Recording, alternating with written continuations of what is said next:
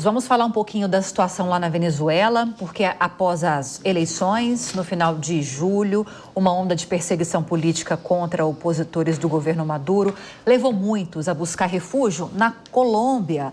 E entre eles, estudantes e ativistas que fugiram após serem ameaçados pela participação em protestos e atividades eleitorais.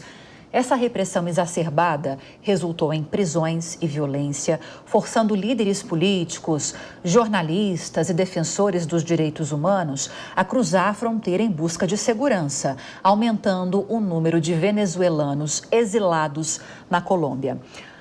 Ana, é uma situação que só piora a cada dia, né? A cada dia que passa, os protestos ficam mais agressivos. Na semana passada, se não me engano, foi o Estadão que trouxe uma reportagem, que depois foi reproduzida em vários veículos de comunicação, que havia crianças, adolescentes entre esses presos do regime de Nicolás Maduro. A gente está tendo agora, mais uma vez, o envolvimento do México, que havia se distanciado do Brasil e da Colômbia, para tentar achar uma saída diplomática para essa situação. Mas parece que não tem solução para esse problema. Lívia, você sabe que me preocupa muito o fato de que a cada dia que passa na Venezuela existe um aumento da tensão, um aumento das arbitrariedades. Parece que é como se tivesse aberto a caixa de Pandora depois das eleições, né? Porque houve um questionamento muito intenso da comunidade internacional e chegou-se a aventar algum tipo de saída diplomática, né? O próprio Itamaraty sugeriu, sem sucesso, que fossem realizadas novas eleições. Mas você vê que Maduro bateu o pé, disse que não ia apresentar nada, que ele era o vencedor, ele teve o respaldo do governo dele. E assim ele seguiu a vida. Inclusive, essa semana, não sei se viram, mas ele mudou o dia do Natal, né? Esse é o nível de arbitrariedade que eu estou falando. Ele simplesmente mudou o dia do Natal, né? Outubro. Agora é 1º de outubro, ou seja, todo mundo já começa a decorar a casa porque o Natal está muito mais próximo do que nós estávamos imaginando. Feita esta pequena brincadeira de um assunto que não tem nada de engraçado, o fato é que, enquanto as tensões aumentam dentro da Venezuela, a gente vê um enfraquecimento das manifestações da comunidade internacional. Porque a verdade é, cada país se preocupa com o seu país e acaba deixando de lado tudo o que está acontecendo, embora seja gravíssimo. Isso é muito ruim, porque a única forma que o mundo tem de conseguir, de alguma forma, estancar tudo o que está acontecendo na Venezuela é com pressão internacional. E se essa pressão fica enfraquecida, se as pessoas começam a esquecer um pouco do que está acontecendo na Venezuela, porque acaba não sendo tão relevante para elas, é como se Maduro ganhasse a cada dia. E aí tem a questão do petróleo, porque os Estados Unidos precisam da Venezuela, embora existam sanções contra eles. Essas sanções foram até relativizadas nos últimos meses por conta de uma demanda petrolífera dos Estados Unidos. Talvez eles estejam um pouco mais distantes do conflito por conta das eleições presidenciais que estão em vias de acontecer, mas o fato é que a Venezuela não é um território que é irrelevante para o mundo. E quando eu coloco o mundo, eu coloco para a América Latina, para o Brasil e também para os Estados Unidos por essa questão do petróleo. Então, assim, é preciso que haja um movimento internacional e que esse movimento ele seja unificado, que os países consigam encontrar um denominador comum para juntos pressionarem o governo venezuelano a mudar um pouco dessa situação que está acontecendo. Porque da forma que está, é isso, até o Natal mudou de data. E a gente como país, como potência da América Latina, que o presidente Lula sempre faz questão de frisar, não pode permitir que isso esteja acontecendo. Até porque se nós formos pegar as consequências disso para o Brasil, lembra, fazemos fronteira física. Milhares tentam cruzar essa fronteira diariamente. Lá em Roraima, onde essa fronteira cruza, já existem relatos de gente que não consegue acessar o hospital, que não consegue mais escola, porque tem muita gente para pouco estado. Ou seja, não é que a gente pode deixar isso aqui no canto e seguir a vida normalmente. Todo mundo tem que agir. Olívia, não sei, eu sei que não é sua área, mas eu imagino que você esteja acompanhando essa situação também. e um pouco do que está acontecendo, eu diria que um pouco, mas talvez seja muito mais do que a gente imagina. A situação econômica na Venezuela startou, ou pelo menos desatou um nozinho lá na história, lá no passado, e que trouxe para essa sucessão de fatos que nós estamos acompanhando. Sucessão de fatos políticos, econômicos também, sociais, fatores internacionais também. E quando a Ana fala em aumentar a pressão internacional, qual que é a dose, na sua opinião, que deveria ser dessa pressão internacional? Porque, por enquanto, a gente tem o quê? A gente tem sanções impostas, ameaças de novas sanções, a gente tem condenações, União Europeia, Estados Unidos condenando o que eles chamam de vitória da oposição e não de Nicolás Maduro, chancelando uma vitória da oposição e rechaçando uma vitória de Maduro. Temos agora, nessa semana, um Celso Amorim, que é o assessor para assuntos internacionais aqui do Brasil, se dizendo preocupado com a prisão de política, né? A prisão de pessoas por razões políticas, que é o que está acontecendo na Venezuela, mas um Brasil que ainda oficialmente, por meio do Itamaraty, não fez nenhum outro comunicado que não seja estamos aguardando o resultado das atas para nos posicionarmos sobre essas eleições. É uma forma de pressão tudo isso que está acontecendo, mas é uma pressão que tem sido insuficiente. O que deve acontecer para fazer Maduro mudar de posição? Eu acho que o intervencionismo está meio fora de moda, né? A gente não está mais naquela fase que os Estados Unidos vai invadir, como invadiu o Afeganistão ou qualquer outro país, para tentar estabelecer a democracia liberal.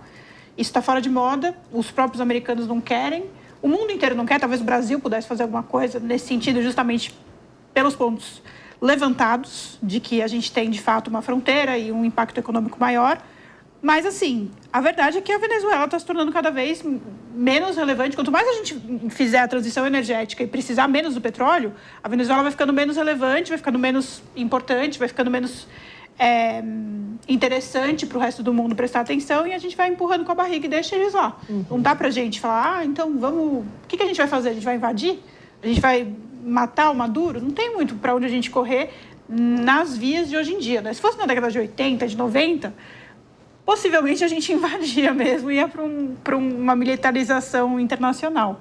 Agora, hoje em dia, isso está fora de moda, nem é apoiado pelo eleitorado, né? Se o Lula falasse, vamos invadir a Venezuela, a gente não ia apoiar, né? A gente ia falar, não, a gente tem prioridades aqui no Brasil. Se o Biden, né? Ainda é o Biden, o presidente dos Estados Unidos, fala, vamos invadir a Venezuela, a população também não vai apoiar. Então, assim... não tem reforço positivo o suficiente. Mas a Venezuela sofre uma situação econômica muito delicada. Tem um estudo que me impactou muito, que eu vi quando eu estava fazendo mestrado, que mostrava a evolução da energia, porque a gente não tem dados, né? Como a Venezuela é uma ditadura, não tem dados econômicos suficientes para a gente entender o que acontece por lá. E aí eles pegavam imagem de satélite para ver iluminação à noite. Isso é um indicador de atividade econômica, né? Se a cidade está iluminada, significa que tem pessoas habitando, fazendo alguma coisa. Se não tá iluminada, significa que tem menos pessoas ou não tem energia suficiente. E podem procurar no Google aí. É nítido quanto diminuiu a iluminação na Venezuela. E o próprio Maduro fala disso, né, de crise energética que eles sofrem, eles, enfim, não têm condições de produzir, eles vivem uma escassez, eles vivem uma situação de mercado complicada. Então, assim, eu acho que a esperança que a gente tem, já que a gente não vai invadir, eu acho que a gente não deve mesmo invadir, é que a economia chegue num ponto de degringolar tanto que esse formato do Maduro caia por água abaixo. Os venezuelanos estão saindo de lá numa velocidade maior do que antes. A Mel me chamou a atenção aqui, nossa editora-chefe, para quem não ouviu da última vez a gente mencionando a Mel, e eu achei o dado que em Pacaraima, que fica na fronteira, cidade que fica na fronteira, cidade brasileira, quase 11 mil venezuelanos entraram e ficaram aqui no Brasil, aqui no país, no último mês. É um número 28% maior do que em julho e acima do registrado nos 8 primeiros meses deste ano de 2024. A notícia que eu trouxe aqui para abrir esse debate sobre a crise política na Venezuela foi a busca de refúgio na Colômbia. Não está acontecendo só no Brasil. A gente está falando de 11 mil num período curto, entrando só aqui no Brasil. E isso tem efeitos econômicos, sociais, Luana, gigantescos. Não só para a Venezuela, mas para esses países que estão recebendo essas pessoas também num número acima do que o que já era registrado, né? Sem dúvida. E para o Brasil, que não tem essa tradição, né, essa história, a gente não passou por um processo migratório de receber imigrantes em uma quantidade suficiente para que a gente tivesse uma operação estruturada dentro aqui das nossas estruturas, né, diplomáticas e de recepção de refugiados. A gente teve alguns momentos onde essas fronteiras, como a Ana trouxe aqui, foram mostrando a necessidade de se ter mais apoio, mas recentemente a gente teve uma entrada grande de imigrantes, inclusive o Brasil, ele não é o país que hospeda, né, mas ele é passagem para muitos imigrantes que param aqui, vêm de outros países vizinhos, param aqui como um ponto de intervalo, né, de conexão com países para os quais eles vão como destino final. Então, aqui não tem essa tradição, a gente precisa considerar. Para mim, esse momento, né, que a gente vive de novo, ele coloca aí, diferencia. Eu gosto daquela frase, né, o silêncio dos bons. A gente, infelizmente, vive com o silêncio dos bons, porque essa frase, para mim, ela retrata e ilumina, né, muitos temas que a gente vive, onde está muito clara ali aquela situação, que aquela situação, ela explicitamente é uma situação que deveria ser rechaçada, que deveria ser combatida, mas a gente acaba tendo muito mais pessoas se aproveitando daquela situação positivamente do que contra ela e se manifestando e usando o seu poder. O Brasil tem um poder, nós temos uma atuação preponderante, somos o maior país da América do Sul, somos o país que tem relações comerciais importantes com outros países da nossa região e que pode aí criar alianças, né? A gente tem se aproximado bastante da Colômbia, nesse sentido de ter uma posição mais em cima do muro, como eu já falei aqui outras vezes, que para mim essa é a posição que o país está adotando, a gente está em cima do muro, tem todas as prerrogativas, né, os problemas que a gente pode ter futuros e como que vai ser, a Olivia trouxe aqui, a gente vai invadir, a gente não vai fazer isso. Mas a gente também recorre, nesses casos, à diplomacia. A diplomacia, ela estuda formas e estratégias que fogem, né, em muitos momentos, da guerra ou só do embate, um confronto mais direto, que já foi ferramenta muito mais utilizada no passado, apesar da gente ainda estar vivendo situações como essa no século XXI, mas a gente aprendeu muito na nossa história da humanidade para saber que existem outras ferramentas diplomáticas que você pode se recorrer. Não sou especialista da área, mas estudo políticas públicas e sei o quão importante é quando a diplomacia funciona para que questões como essa sejam resolvidas e a gente crie alianças com parceiros para fazer com que uma ação como a do Brasil, ela gere mais benefícios do que consequências negativas num posicionamento para um tema onde está claro, evidente, que é um tema que tem que ser combatido. A gente está vivendo hoje uma mudança no nosso planeta, né, no mundo, onde a gente tem mais ditaduras ativas do que regimes democráticos, gente. Isso é um absurdo,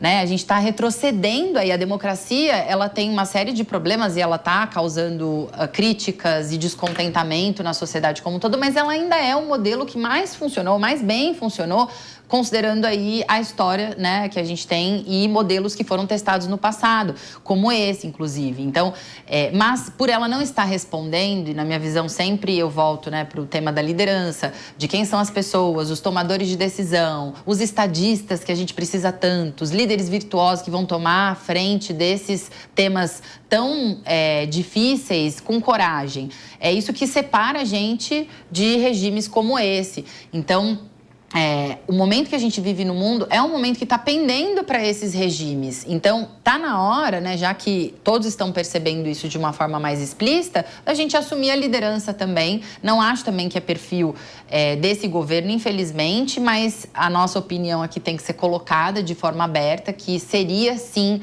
possível se fazer um posicionamento mais duro, onde a gente conseguisse trazer mais benefícios desse posicionamento no médio e longo prazo do que impactos negativos que estão sendo considerados aí para esse zelo, excesso de zelo de dizer a verdade. A Venezuela está passando por uma ditadura, as eleições realmente foram ali, né, de uma forma direta, que a gente não tem as atas divulgadas publicamente ou oficialmente, mas só pelo fato de não fazer já demonstra que ela não passou por um processo liso, um processo que traga transparência, que é aquilo que preconiza qualquer democracia no mundo. Então, dado isso e a extensão humanitária que isso traz, né? A gente tem dados aí de mais de 4, 5 milhões de pessoas que saíram da Venezuela. A gente passou por um processo parecido com Juan Guaidó há alguns anos, onde viveu ali um governo que era paralelo, né? Interino, e que muitos países consideravam Maduro, outros países consideravam Juan Guaidó, e a gente não conseguiu sair dessa encruzilhada. Estamos indo novamente para ela agora com Edmundo Gonzalez, né? E o grupo opositor tentando fazer uma nova frente, mas ainda impactados pelo mesmo modelo que está lá instalado e que domina as instituições. Eu acho que assim, enquanto a Venezuela tiver o apoio da China, tiver o apoio da Rússia, tiver o apoio dos países árabes, eu nem sei te dizer quais são esses países árabes da OPEP, reforçando Maduro, não tem esforço que a gente possa fazer diplomático que vá... Porque são países muito fortes, com muita força econômica, com muito poder, inclusive de sancionar a gente por sancionar mais a Venezuela, a gente tem mais a perder do que a ganhar. Então, a gente está numa encruzilhada, assim, não tem como... Não tem esforço que o Lula possa fazer de conversar com Maduro que vá pesar mais do que um apoio chinês, um apoio Emirados Árabes, não sei. Esses outros países que também não são muito... Tá tudo certo, pode seguir. Que também não são muito democráticos. Então, para eles, a prática antidemocrática está ok, né? Exato. Você assumiu como a complacência, né? A gente optou pela complacência. Não tem saída, então? Maduro será o mesmo presidente durante os próximos 6 anos e é isso.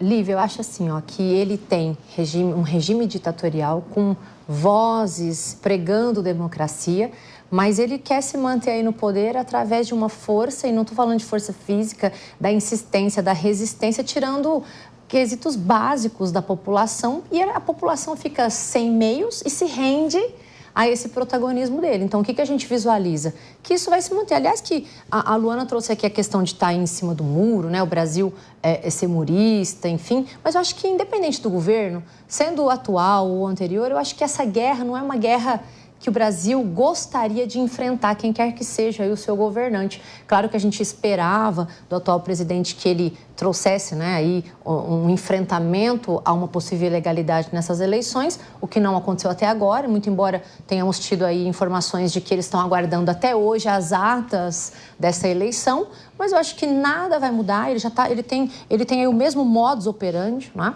Qual que é o modus operandi? De fazer a força dele e colocar essa força acima de qualquer preceito democrático.